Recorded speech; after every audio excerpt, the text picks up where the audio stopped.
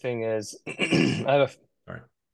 I have a friend who reached out to me. He's trying to get it's like a content platform app spun up, and really working to do it all with as little as few dollars as early as possible. He's still in the development stage.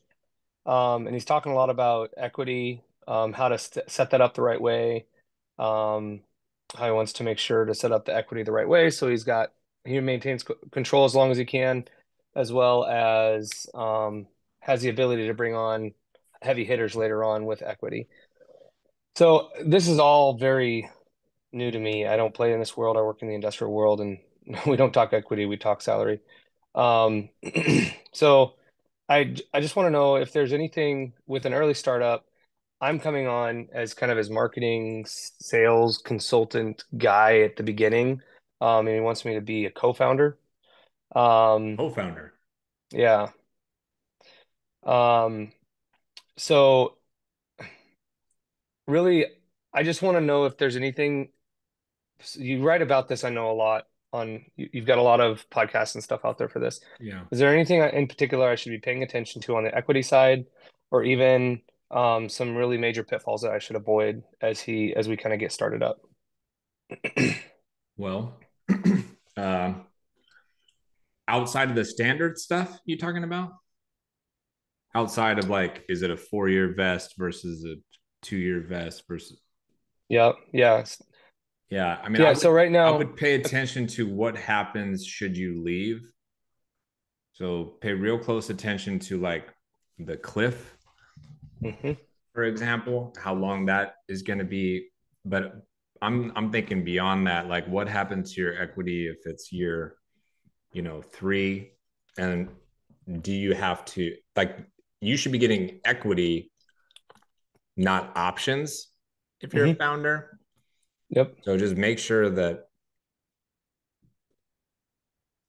you don't have to pay some extreme amount upon your departure in order to get what you're kind of owed. So He's I guess talking I'm checking if ownership it's right now. say that again.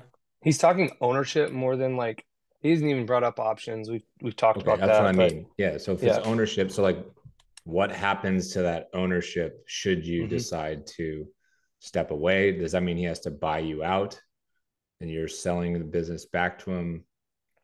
Mm. Mm. Uh Man, what else? Honestly, I would talk to like a smart tax person Mm. about all this kind of stuff. Um, I've never had to deal with this from a co-founder nor ownership perspective, really. Mm. Hmm. Yeah, I don't want to give you bad advice. I might try to talk to other people who are in co-founder or founder-led or founder roles. I would talk to an accounting person in preparation for next year's tax implications, but specifically down the road. If you do Hmm. really well, for example, you know, let's say you sell the business for millions of dollars, you're going to get screwed if you don't have things set up a particular way. Where do you Hmm. live again? I live in Wisconsin. Yeah. So I don't know anything about the rules or laws in Wisconsin, but I'd dig into that, you know. Yeah. That's about all I can think of as far as just like blanket like advice in the absence of specifics. Yeah. Well, I mean, he's working through the whole equity process, and honestly, he'll probably drop 12 to 15% for me when we start. I'm gonna try to push it closer to 15, and he'll retain the Yeah. rest, and But then does use that that to kind of okay? bleed So out. does that mean like at the end of every month you get 10 to 15% of the profit, or do you get paid nothing until the end of the year? Do you get paid nothing Mm, ever until the company is sold? Like what's the distribution look like? You know what I'm saying? yep. Yep. So Yeah. for Because at the example, beginning, surf and sales, my buddies and I have it cut 3 ways. right? Hmm. And we disperse those funds after each event and every time we get paid. Hmm. We don't have to do it that way. We could, in theory, just keep all the money in the account and wait till, December 30th or December 31st, whatever, and then disperse everything. We could also disperse nothing and just leave it in the surf and sales account, but instead we disperse at the end of every month and time we kind of got paid. So you might want to talk through that. Initially, he's just going to put it all back in, and I mean, So then to you're get not everything really spun then up. you're not earning anything No, for your not from the beginning. for your No. 10 to 12%. Then yeah. Yep. Not not from the beginning. That's Yeah.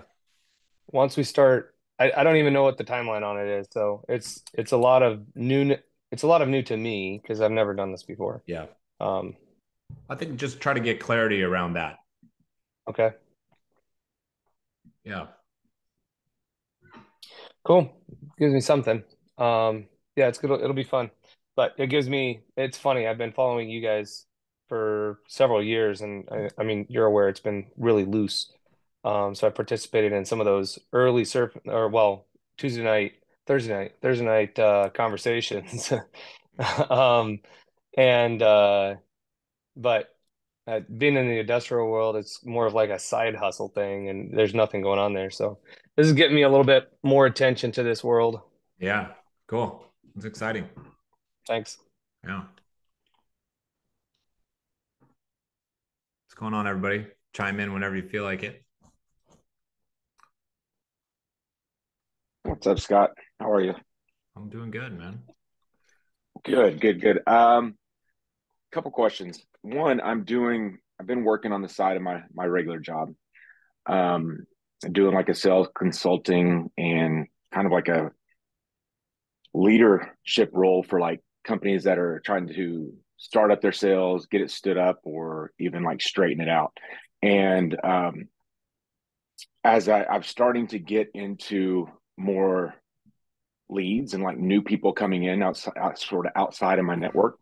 And I'm just curious how you would approach pricing with that, because the first one I had a kind of a specific use case, and I just did some back of the napkin math and said I want to make this much an hour, and I can devote 20 hours a month to this. And then that's evolved where we're also adding a little bit of like incentive based on performance and results.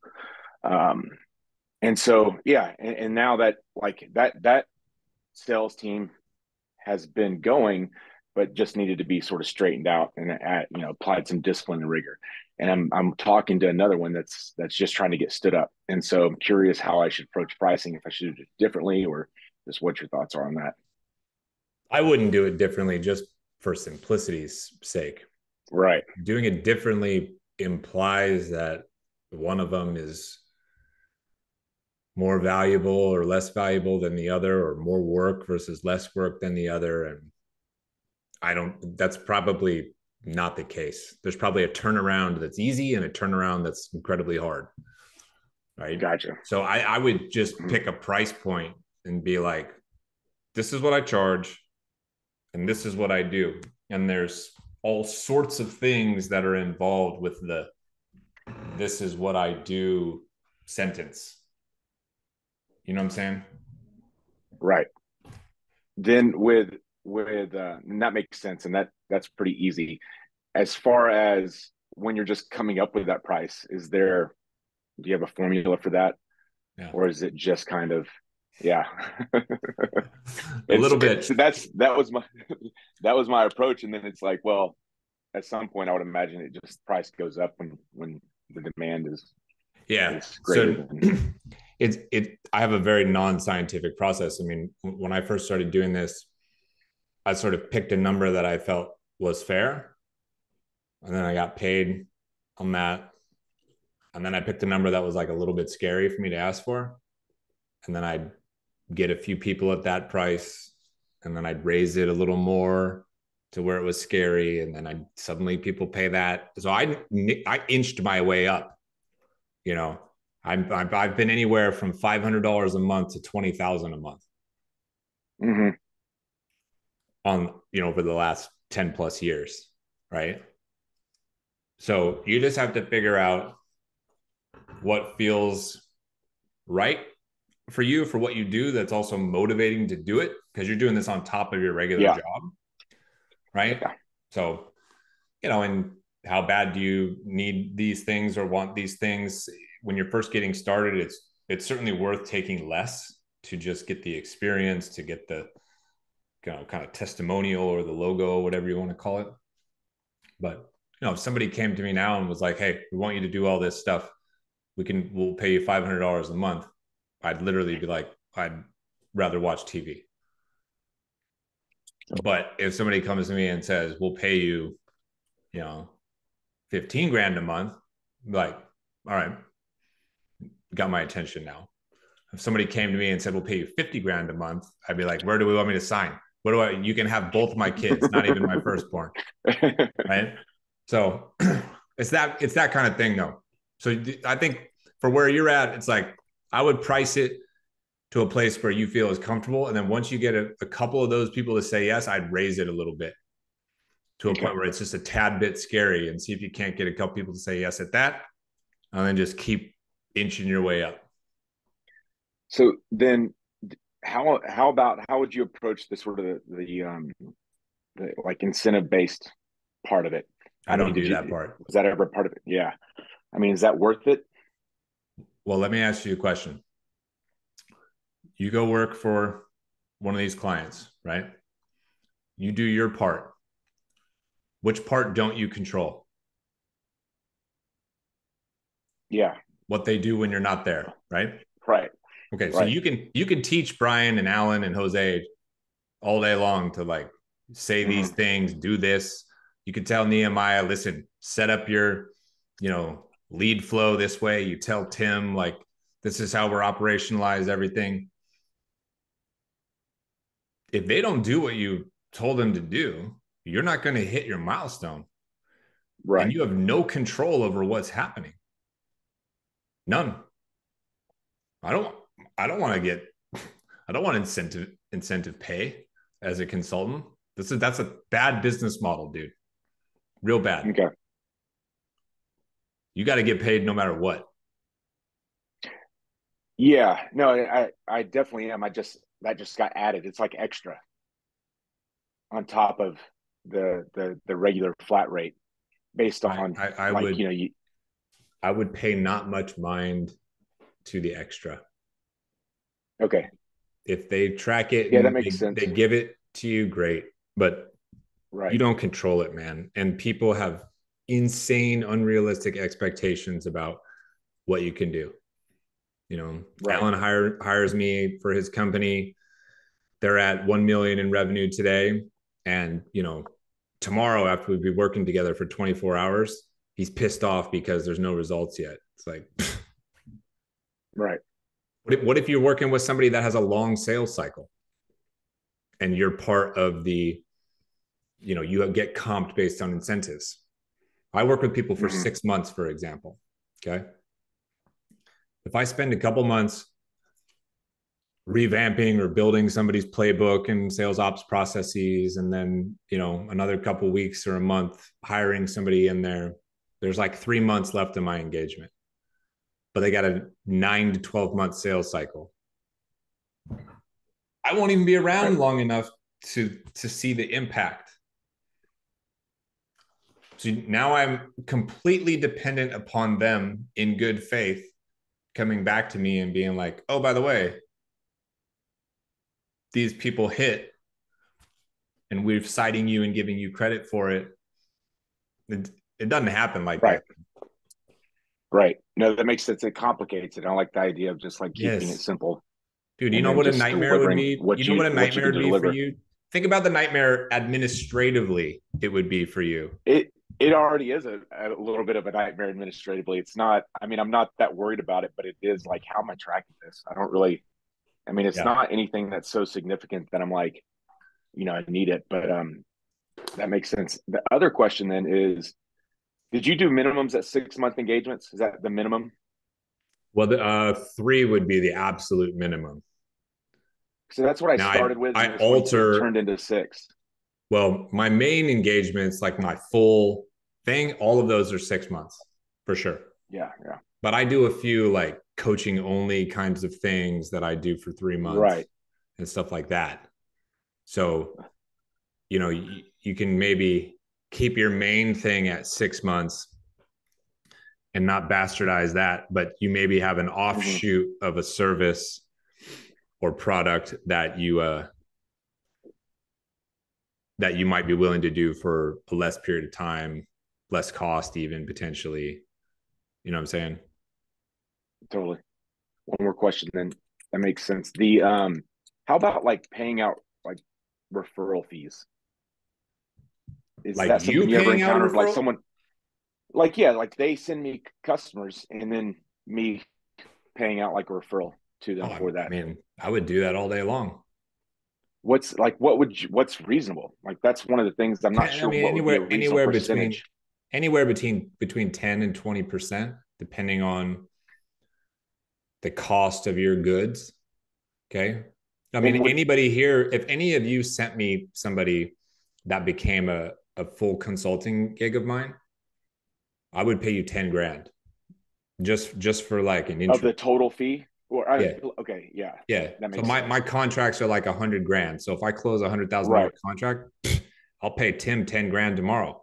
I'll do that. I'll do that all day, every day. right.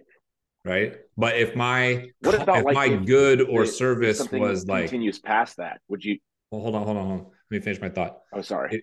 It, but if I wasn't charging very much, then 10% is not going to be worthwhile. Like if the thing I'm selling is only $100, Tim's not going to be motivated, by $10. You see what I'm saying? So I'd have to Mm-hmm. increase the percentage of the referral for it to be motivating for him.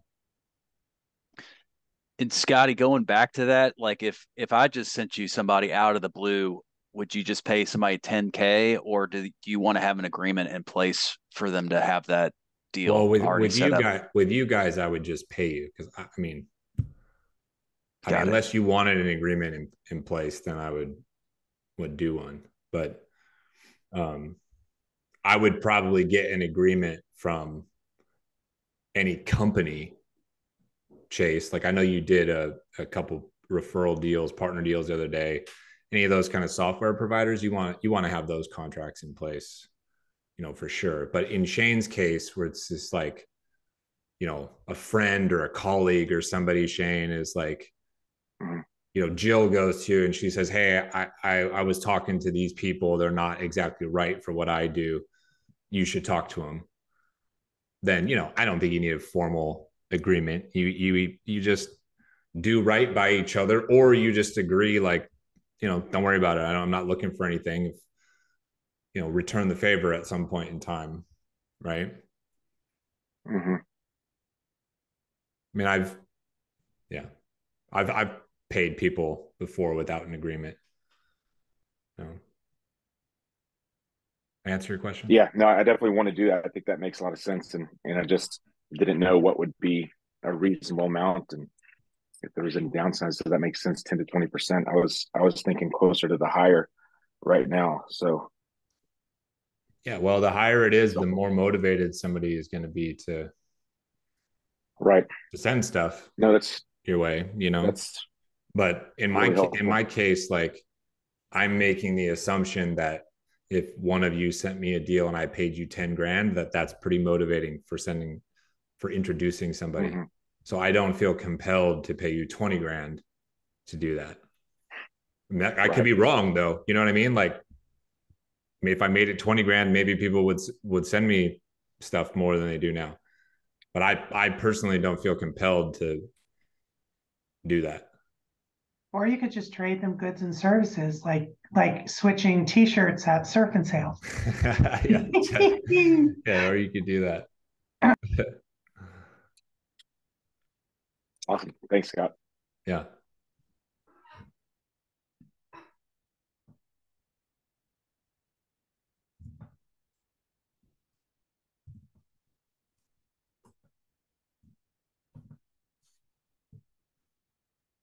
How are you Yes. doing, sir? Good to see you, bud. How's the new gig? Good. I'm in the office now. San Ramon, California. That's my old stomping ground, man. I know, I know.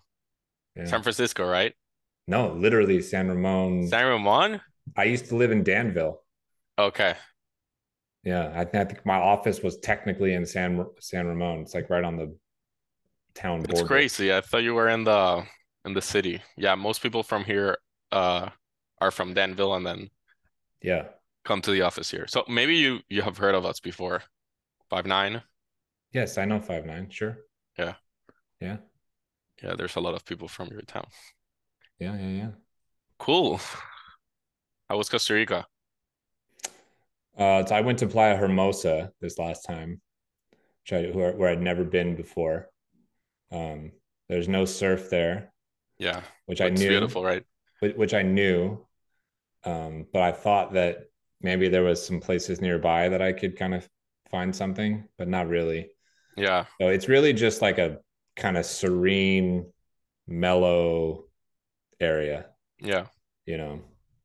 But I really, it's like 20 minutes from the airport. Yeah. That's like the best part. And the houses are crazy, right? The Yeah, real estate there. yeah. Yeah. But I was Oh, sick. I also got sick right before I left, so I kind of just I didn't do a whole hell of a lot. before you left home to Costa Yeah, Rica? yeah. And then I was Dang, in Costa Rica and I had the flu, and I'm just like, oh. damn. But Well, hope that was fun. yeah. I might join you in November again. Now that I live here, I need to go there every now and then. I had a question. I'm now in this strategic accounts BDR role, so I'm getting leads for enterprise AEs. Okay. And I started I'm new to the role. I'm in my third month. But I was taking a lot of time creating the messaging for I was, the balance between personalization and numbers. Sure. I had like a 50-50 weight, but I'm realizing that with the amount of people that I have to reach out to weekly and the amount of calls that I have to make, and yeah, like the numbers in general, I have to reduce the personalization per email. Um, so I'm using two main sequences. But I'm curious, like, what's the best approach to that? Sometimes they have similarities between the prospects where I just go like, let's say I reach out to 50 people in Tesla. I come up with like a problem that most of the job titles that I'm reaching out to could have, but that already takes me some time. So, um, I'm curious, like, what are the do's and don'ts of having a one template for a lot of people? The don't would be don't send it to all 50 people at the same time, in my opinion. I mean, that to me leads to a situation where everybody internally is sharing messages going, oh, I got the same message you did, Chase. Now, there's probably people who would tell you to do exactly what I just told you not to do, and they have No, I think you're right. their own reasons, but I wouldn't send it all at the same time. I think you have to be careful. There's other people who know more about this than me, but you also have to be careful in terms of how many you send per day that, you know, bounce, for example. Like if you don't have good, accurate data, if you send out these 50 messages and 30 of them bounce every single day, your email provider is not going to like that.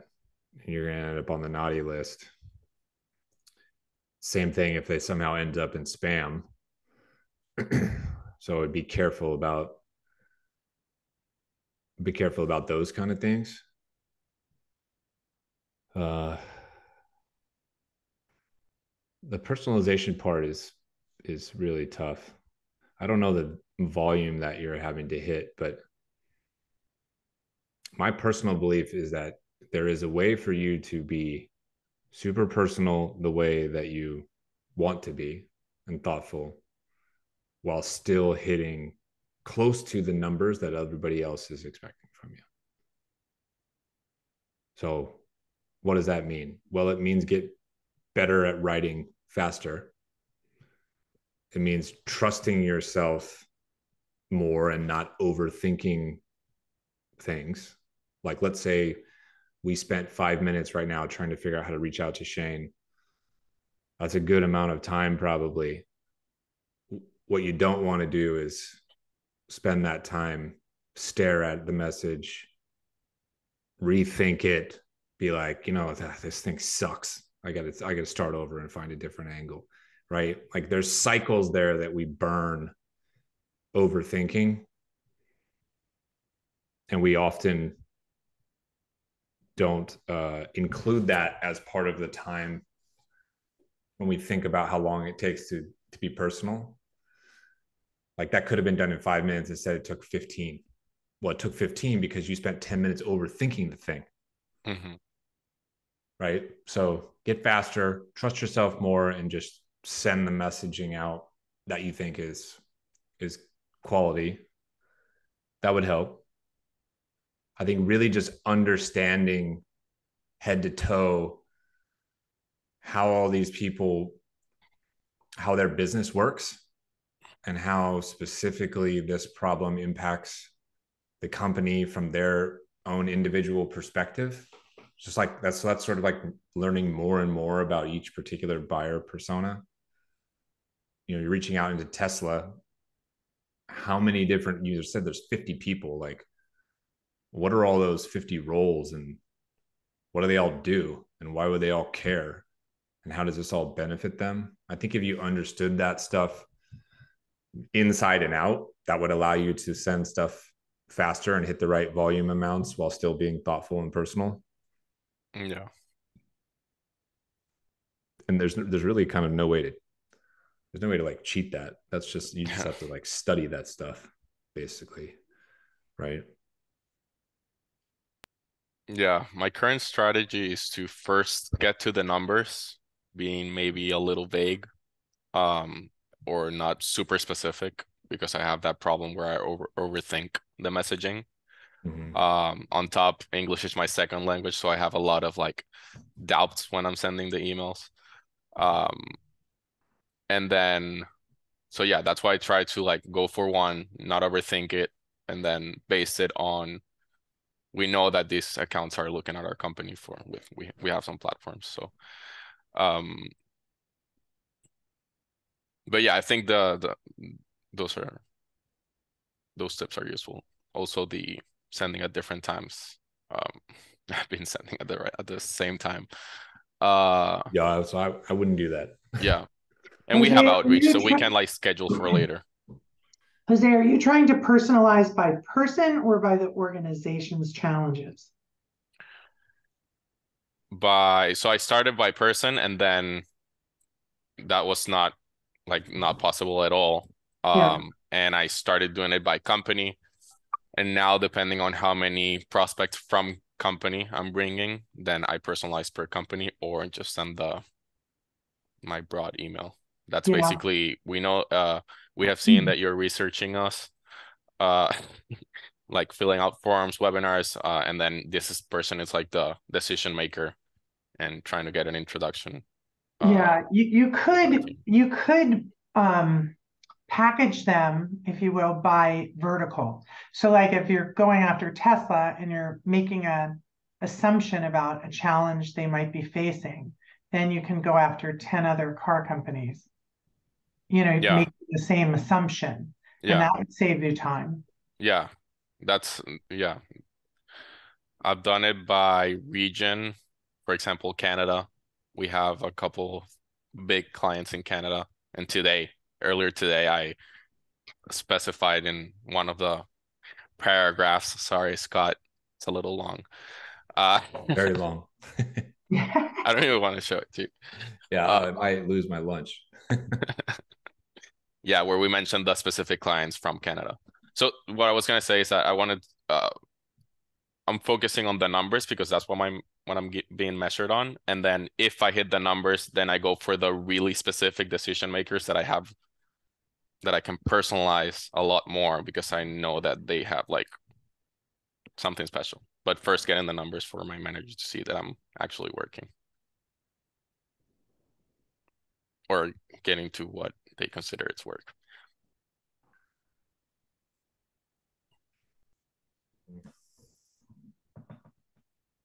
But yeah, those are useful tips.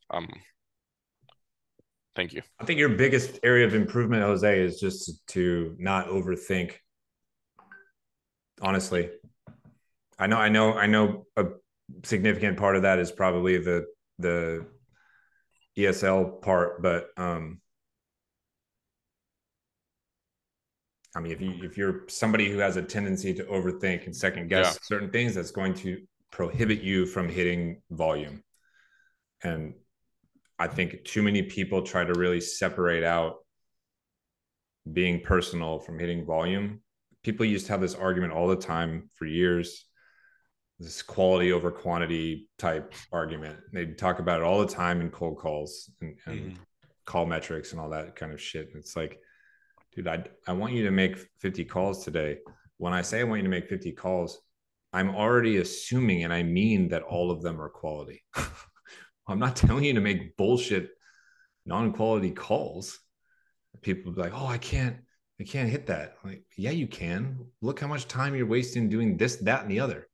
I used to have these kids who tell me that they couldn't make 50 calls a day, legitimate calls a day. Meanwhile, they're smoking a fucking pack and a half of cigarettes every day during work. What are you talking about? You've had 11 10-minute cigarette breaks today. That's 110 minutes. That's 2 fucking hours. You want to hit your numbers, quit cigarettes. Quantity versus quality. Get the fuck out of here. Get a vape. It's usually little things like you're burning time somewhere, right? So that for you, I think, is your biggest area of improvement, man. You know, don't overthink things and just okay. Fucking... I'm gonna give you the number just so that you give me your perspective on it because it's 60 new people per day. I think. Let me confirm that. 60 new contacts 60, per day or 60 new companies per day? No, contacts. On top of, the daily calls that we on top of have everything else you're supposed to do. Yeah.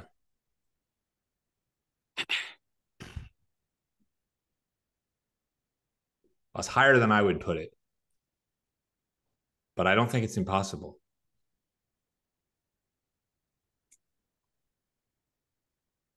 I really don't. Wait, I gave the wrong number, but yeah, it's What's the right number? It's 60 calls per day. It's 30 contacts per day. By contacts, you mean emails?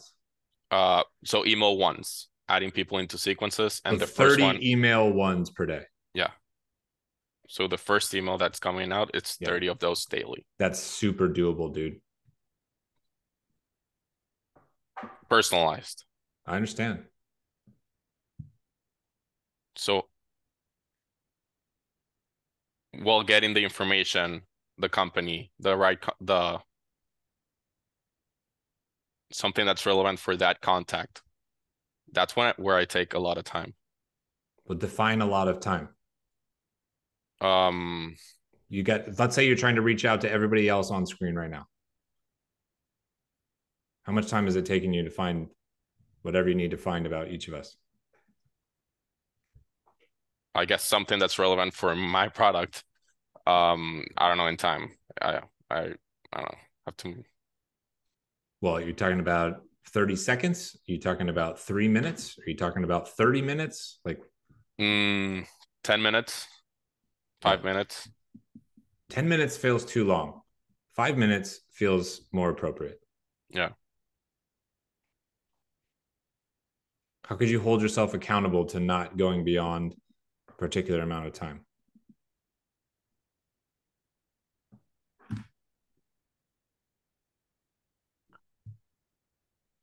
Yeah. You could stopwatch yourself. You could set an alarm. Yeah. on your phone. Jose, something that's really helped me out is this lavender.ai tool. I don't want it's a shameless plug, but it's like really helped me just to understand how much time I'm spending on these emails. And it also, you can look at people's companies, like what they're doing. I don't know if you've tried it, but it really has helped me with understanding what a business is doing, even personalization.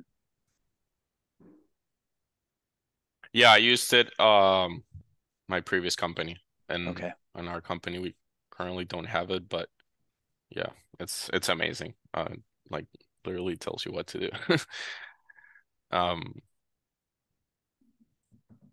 yeah, I'm gonna give that a try. I'm like I'm came from the last 3 weeks before going off ramp, um, going super personalized because I had the time and I didn't have the metrics yet. And then when the metrics were like, you need to hit this, because they changed as we were going off ramp, I was like, okay, I can't take this time personalizing and just sending. No, I don't. I think that's the wrong attitude. I think you can't take the amount of time that you're accustomed to taking. See the difference? Hmm. I can send 30 personalized emails out per day while also making however many calls I need to make, while also demoing people, while also having an internal. I know I can do it. I also know myself. I write really fast and I don't give a fuck about second guessing or editing or filtering myself. So I make a decision and I move on. I live with it. And I know Yeah. it's not going to take me 10 minutes to research anybody. It's going to take me 2.5. So it's not that you can't do it. It's you can't do it the way you've historically been doing it. Yeah. There's a big distinction there. Right? Okay. Yeah. Yeah. Yeah. That's really good advice. Uh, okay. I'll take that. Yeah. Hey, Scott. Yep. Thank you. Um, so a month ago, I started as SVP of sales for a company in Canada that does promotions, contests, all kind of stuff in my wheelhouse related to loyalty. Mhm. Anyway, I love it, love it, love it. Canadians are the nicest people ever. That's all I'm going to tell you. I mean, as an example, have like 80 hours of onboarding I had to do for security. And I told the CEO, who's my boss, that I was going to start it on the weekend. And he goes, don't work on the weekends. I've never, ever in my career had anyone say, don't work on the weekends. Right?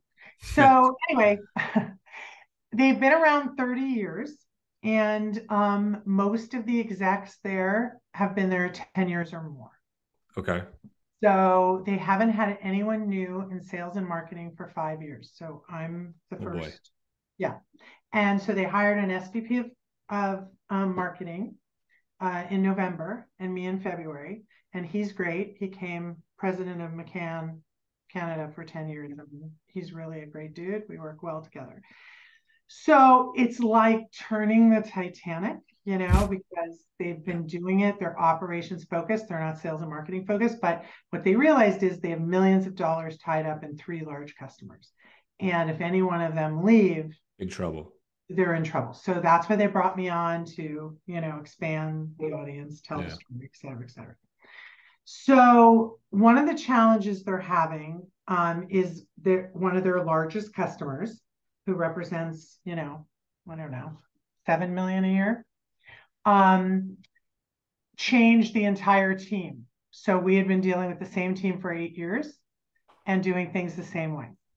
So we have a new team, and the sales guy who's been responsible for selling to that team has been on the account the entire time. And he was dealing with, I don't mean to make this sexist, but I'm just giving you the full picture, right?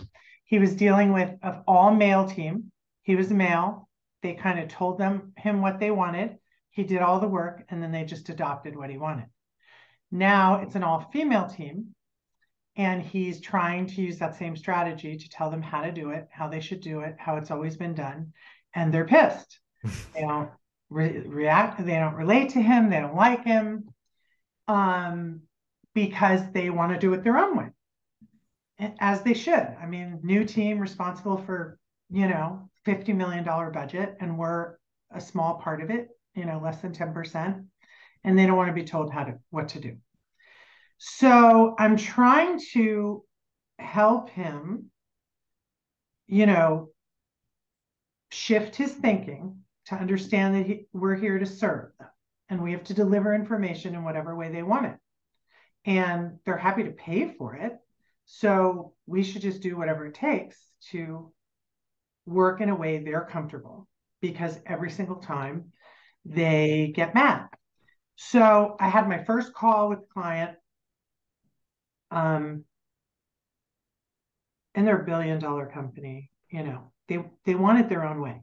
So I had my first call last week, and now I was just there to support. I said, I'm here to support Kelly and the team and help get you what you want. And we're planning for 2024.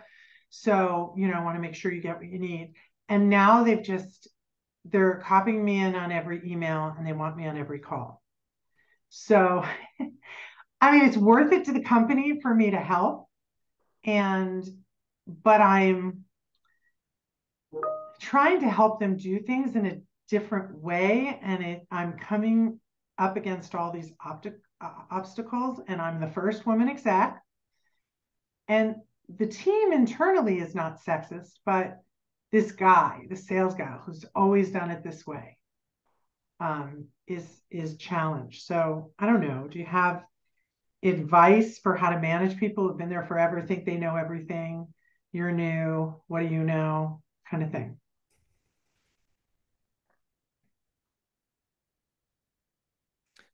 I tend to not not quite that harsh, Dale, but I tend to not be very accommodating to those types of folks. Yeah. So it sounds like you're doing everything that I would be trying to do, which is like, I'm trying to help. I'm trying to educate you here, trying to explain to you that things are different. Things need to evolve this way, and here's why. After I do that a few times and performance behaviors don't change, what have you, then I start to go down the list of more drastic things. So that's when this guy gets removed from that account, for example. Well, that's what they're trying to do, because today Yeah. I sent him all these chats about not to respond to the customer's email till we had an internal meeting to strategize about the best way to present the information. And he went ahead and did it anyway. He said, they're easy questions, I just answered them. But it was the same approach. And yeah, we had a meeting with everyone, and I asked him specifically, and he goes, I don't want to talk about it in this meeting, because it was the entire executive team. And so I said, I understand this might be uncomfortable for you, and you've always done it this way. However, new team, new rules, new approach. And they don't care about the past. They don't care about how you've always done it. They've been very clear that they want it done a different way. So our only job is to figure out what they want, figure out how to give it to them, and give it to them.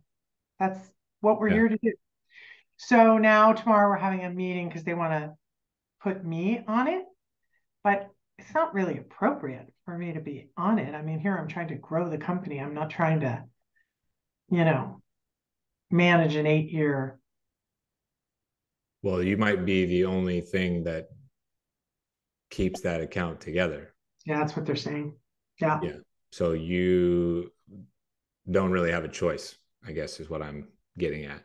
Yeah, that's what I think. This particular person, I mean, I'm very jaded about all this, but like, that guy is not long for this world.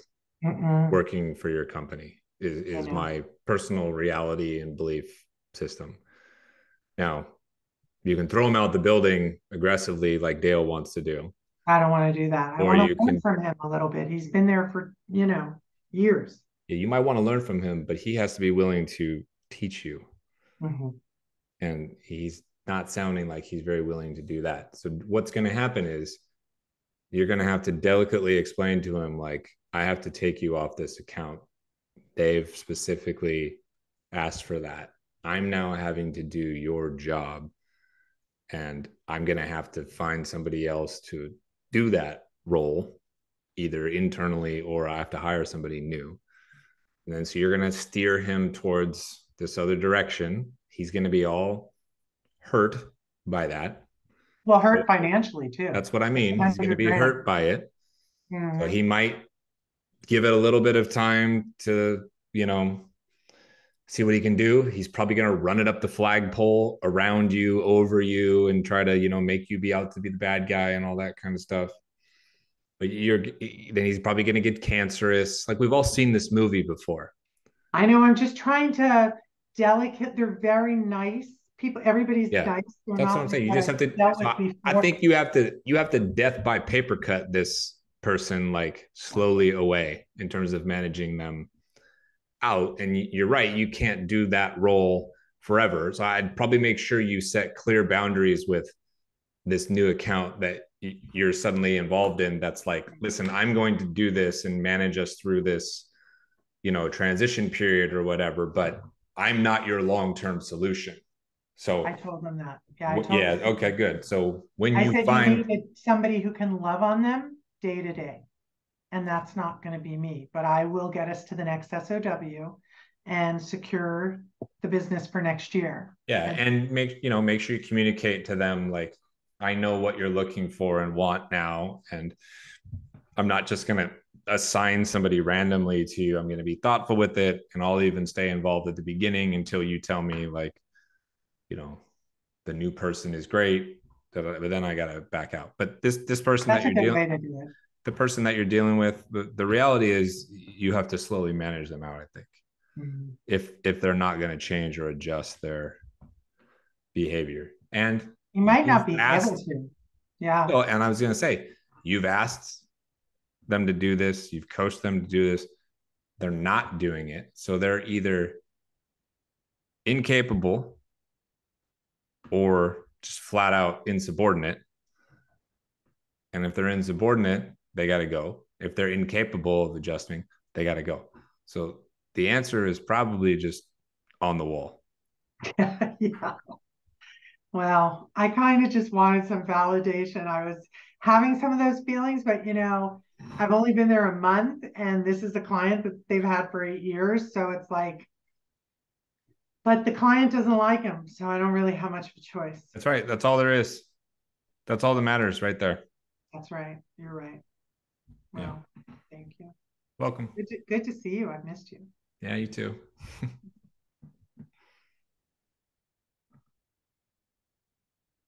Anybody else got some stuff to talk about today?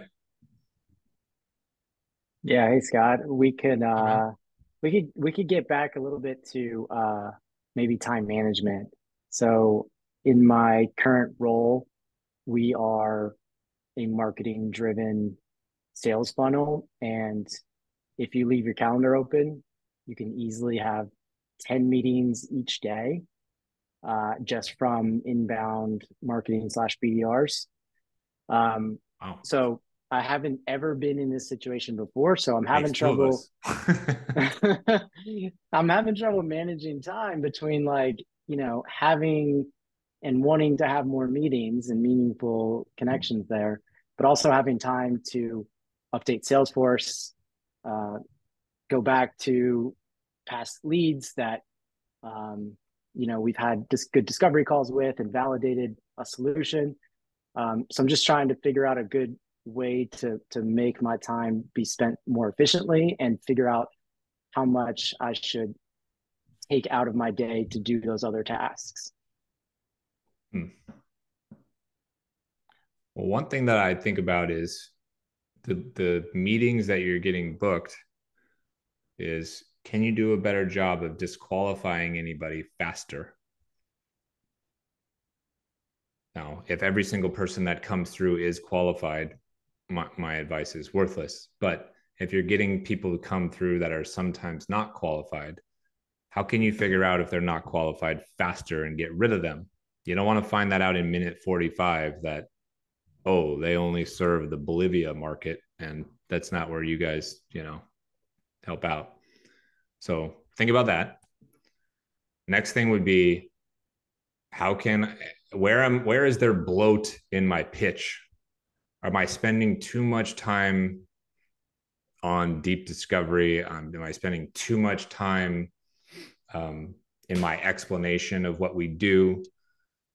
If I'm demoing the product, am I showing too many things? How can I trim my pitch down a little bit to make room? If I can turn a 1 hour meeting into 45 minutes every time, now all of a sudden I don't have this problem where I need minutes in the day to update Salesforce and all that stuff. You see what I'm saying? And I just saw your note that said they're 50-50 qualified. So, okay, let's get real good at the beginning of figuring out whether somebody's qualified or not. So whatever those questions are, you should be able to find that out in the first, 2 minutes on some level, depending on how glaringly obvious or how rigid the parameters are for whether they're in your ICP. So disqualify quick, shrink down the amount of fluff in your pitch, your descriptions, your discovery, your demo process, that type of thing. You might figure out what parts of the day for you you're most kind of productive and enjoy doing mundane kind of work. So for example, at nighttime for me, like I just put whatever game on and start like replying to all my messages. Right. So the basketball game's on, the soccer game's on, or whatever. Like I'll write a million messages and I won't even think about doing work. Like that's a good productive time for me to do that stuff. The middle of the day is horrible for me to try to do it. Horrible. So understand yourself. Maybe you're a morning person. You want to type all your notes in the morning. Maybe you are good at having a break in the middle of the day to do all this kind of stuff. Or maybe you're a nighttime kind of note taker or whatever. So that's just really about time blocking and optimizing for your own personality, I think. I think we all have different periods in the day where we think we're the most productive and effective. And I don't think they're the same for everybody. So that could help for you, right? So then okay, every night between 8 and 10 p.m., this is when I do all my notes or all my emails or whatever. I don't do any of that stuff until, 6 a.m. the next day. That's when I do all that kind of stuff. So I think if you just worked on those couple tips, I think that's enough to move the needle where you notice. What you don't want to do is shut off the valve that is providing you those meetings in order to make room to do busy work. That's not what you want to do. I want that spigot open and flowing. Right? So kick out the bad ones fast. Be faster with the good ones. And then organize your day in such a way that you're doing some of these admin tasks at the same time every day. That's during your kind of productive, doesn't require a ton of thinking, getting shit done at hours. Yeah. And also part of it is the meaningful follow-ups for proposals we've sent out and things like that. So that needs to be done sometime during the day. So I have to carve out hold on. time where it may or may not need to be done during the middle of the day. It might just need to be sent during the middle of a day. You see what I'm saying? So if I don't want to send messages, some of them are calls too. Okay, well that's different then. But with that's where the sort of optimizing your day and blocking things out. So for example, your follow-up calls, you might say, I don't do follow-up calls other than 8 to 10 a.m. every single day.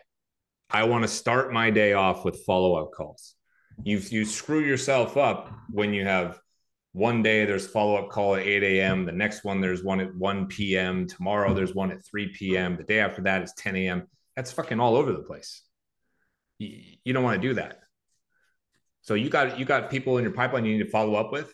Say to them, listen, I got 9 a.m. tomorrow. That doesn't work. Okay, I got 8 a.m. on Friday. That doesn't work. I got 10 a.m. on Monday. And you just keep going until this period of time where you do your follow-ups, it fits in their calendar. You just got to be real rigid with that so it doesn't disrupt the flow of whatever you're doing.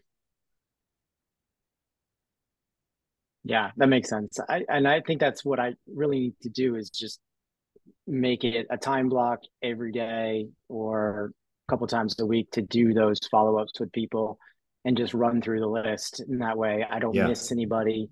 Nothing goes, too long without a follow-up. And also you and get all into that the just gets rhythm done. of those calls. Yeah. You're so much better when you've done 10 follow-up calls in a row than doing one follow-up call every day for 10 days. Yeah, that's true. It's practice and repetition, Yeah. And that may be, for me, that may be a good earlier morning thing to block off, because then That's I'll how just I get was. those done. Yeah. I had all of my demos I would do between 6 a.m. and 9 a.m. like before most people would start their day. That's how I was. I wanted it that way. You know why? Because I wanted to close a deal before the rest of you sons of bitches even got to work. That's what I want. I wanted a deal on the board before you all got to work. So the best way for me to do that was to do it in the morning.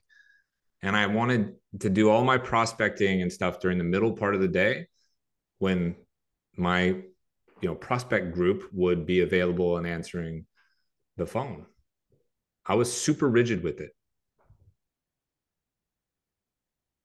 Yeah, that's what I need to do. And I think it's more meaningful for me in the morning. So I'm going to think about how many days I need to do that to be able to hit everybody that I need to hit, and just block off an hour or two every week for those follow-ups. Cool. I mean, it'll take away a meeting or two from my calendar on the inbound side, but I think it's worth it. I don't think it should take away a meeting or two from your calendar, though, if you do some of the other stuff that we're talking about. True. I mean, listen, if I'm you, I used to do this too. I used to double, triple book my calendar. You know why? You ever had somebody not show up? Mm-hmm. So I used to book like 2-3 meetings at 9 a.m. I got Jose, Shane, and Dale at 9 a.m. Right? And Shane no shows on me. If he's my only appointment at 9 a.m., I'm disappointed. If he no shows on me and I have 2 others, I'm like, whatever. And then I get Jose on the phone, right? Well, what about Dale? Then I'm the one. I send Dale a message. I'm like, hey, Dale, something came up, man. I apologize. I got to reschedule with you. I would not say no. Yeah. All right. No, that's good. I'm gonna put that into play. I'm gonna try to disqualify as soon as I can early on. And I mean, I can already tell you the signs that I would look for in those disqualifications early on. And instead of trying to play out the whole meeting, just get to the point of it and move on as fast as possible. Yeah. That should help a great deal, man. Yeah, cool. Thank you. Yeah, you're welcome.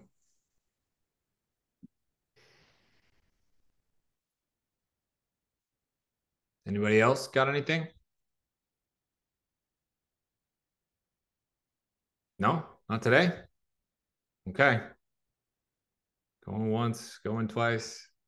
All right, y'all. Thanks for joining, and good luck out there. It's been a tough go for some of you. I know. Reach out. Don't be shy if you need help offline. You got my number, so to speak. So we'll see you next time. Thank you, Scott. Yep. Yes. Bye.